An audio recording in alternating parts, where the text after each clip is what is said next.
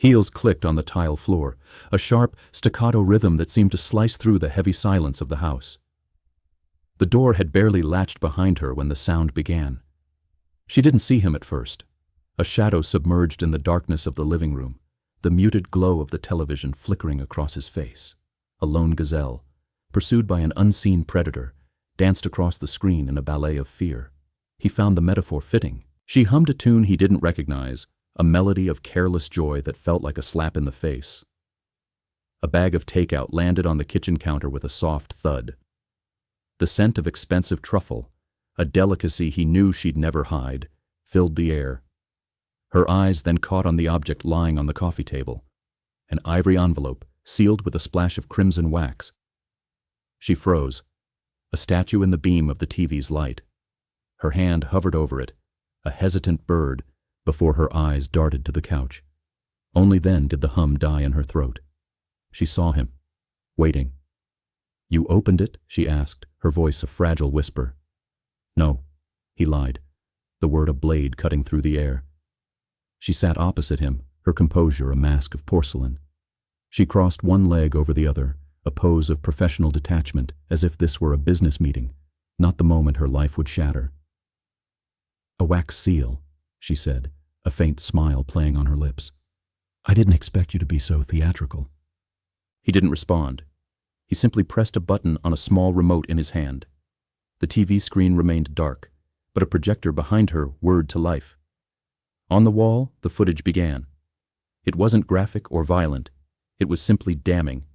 Her, him, the restaurant she'd sworn she hated for being too pretentious. The dress she'd claimed was for a job interview. The man she insisted was little more than an acquaintance. They weren't kissing. They were laughing. Hands touched over wine glasses. Fingertips traced wrists. It was a language of intimacy he knew all too well, the kind of touch you only give someone you're addicted to. The film stopped exactly 12 seconds before their lips would have met. "That was private," she whispered, her back still to the screen. He tossed a folded note onto the floor. "And this," he said, his voice as flat as a stone, "is your schedule for the next 30 days. You'll want to keep it." Her voice cracked, a sound like dry wood snapping. "What is this? Some kind of punishment?" "No," he replied, a chilling finality in his tone. "It's a favor." She didn't yet know that he hadn't told anyone. Not their families, not her boss, not the man's wife. But he would, in 30 days, unless she stopped him. And she had only one way to try. The schedule lay on the floor, an intricate map of dates, times, addresses, and names she didn't recognize. "You've been following me?" she asked, her breathing shallow. "No," he corrected. "Others did." It was then he realized her fear wasn't about the affair itself being discovered. It was about what he knew. Something she didn't think he could possibly know. He stood, retrieved the remote, and switched to the next file. An audio file this time. The man's voice. "He doesn't even seem like he's all there. Honestly, it's kind of pathetic." Then her voice, a high, careless laugh. "He just folds laundry and watches documentaries. I could come home with glitter in my hair, and he'd think it was from the kids' art project." Her face went pale. "Why are you doing this?" she pleaded. "You told me not to wait up," he said simply. "You hinted." She blinked, her eyes darting around the room, a cornered animal calculating its options, fight, flight, or feigned remorse. He knew her well enough to know she was a master of the third. "I was going to tell you," she began, her voice a practiced quaver. "I just didn't know how." "There are rules now," he said, placing a second envelope on the table, this one sealed in black. "You'll get a copy of the footage. You'll watch it once, then you'll follow the instructions inside. One for each week. They're not cruel, just fair." "And if I don't?" she asked. He smiled for the first time in days. "Then I show it to his wife, his co-workers, your sister, our daughter's teacher, the board you're trying to get elected to." Her face contorted in a mask of pure horror. "You'd ruin me." "No," he said, leaning in close. "You ruined you. I'm giving you the option to undo it carefully, publicly, your own way." "Why?" The question was a whisper of disbelief. "Because I'm not like you," he said. "I don't destroy things casually. I plan."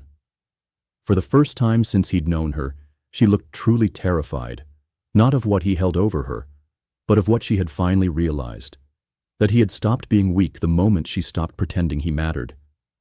A knock at the door startled her. She flinched, but he remained still. "That's for you." She opened the door to face the first consequence. It wasn't a lawyer or a police officer. It was her mother, a small flash drive held tight in her palm. No words were needed. Just the heavy, cold judgment that had been a silent companion for years. Her mother stepped inside, her arms crossed tightly over her coat. The flash drive glinted under the foyer light, a silent, loaded weapon.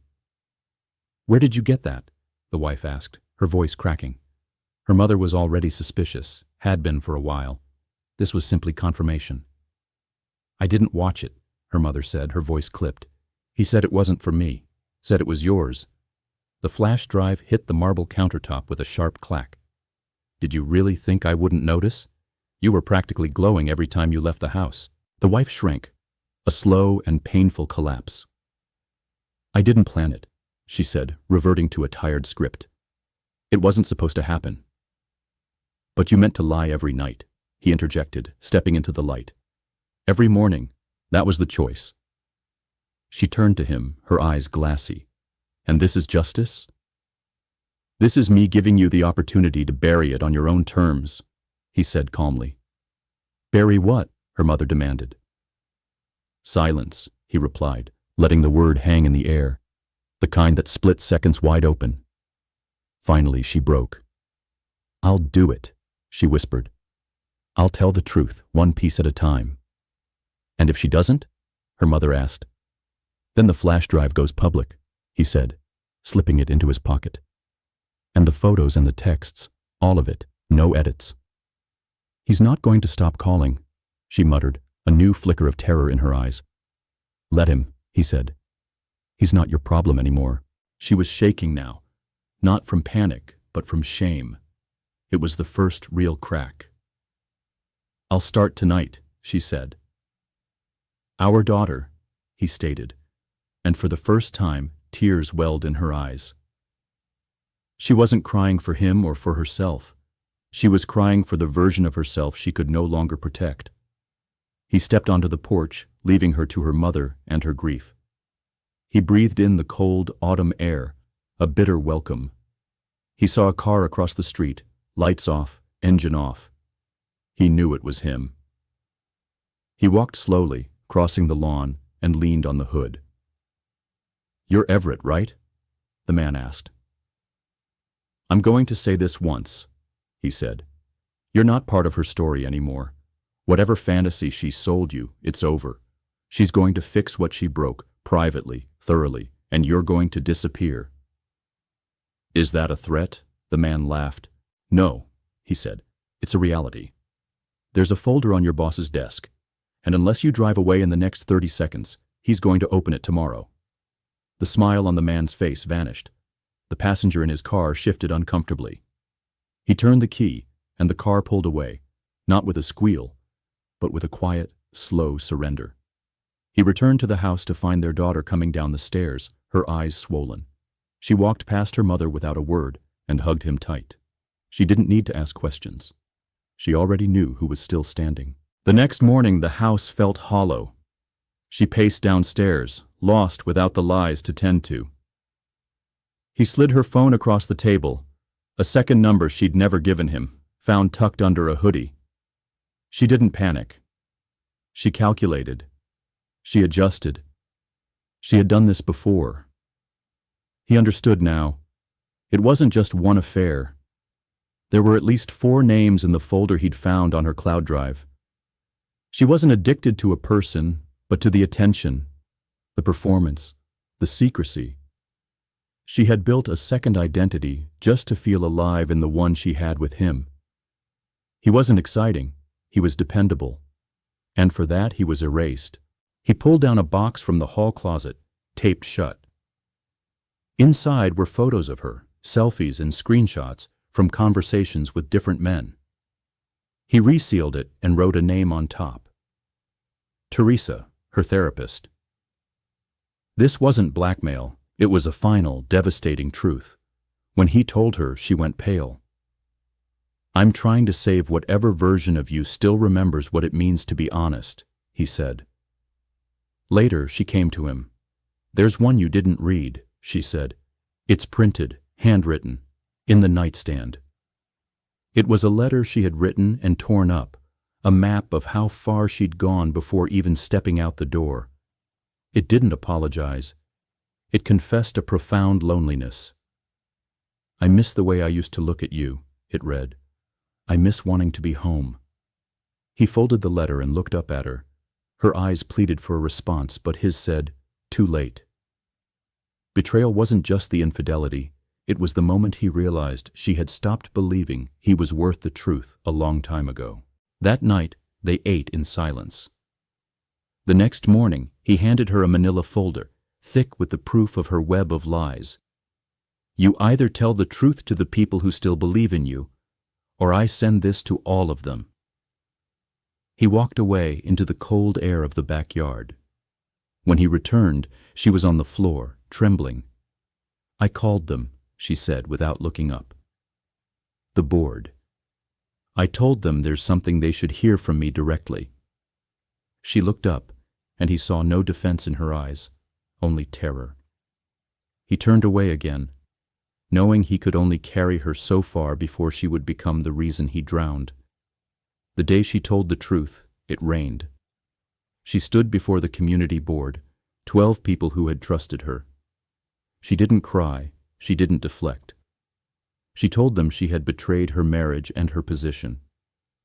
She was stepping down indefinitely. When she walked out, she looked stripped to the bone, but her chin was up. "Thank you for forcing me to see myself," she said. The house became quiet, but not haunted. One evening, he came home to find the hallway light on. Beside it, a deck of cards and 2 glasses of cheap peach wine. She was sitting on the floor, waiting. "I don't expect anything from you," she said. "I just want to play cards again. Not for what we had, but for what we forgot." He sat down, and for the first time in weeks, he didn't feel like he was surrendering. He put his keys down, sat across from her, and said, "Got any 3s?" She smiled, a small, real smile. And as they played, he realized something. The story wasn't about betrayal after all. It was about waking up. Finally. Together.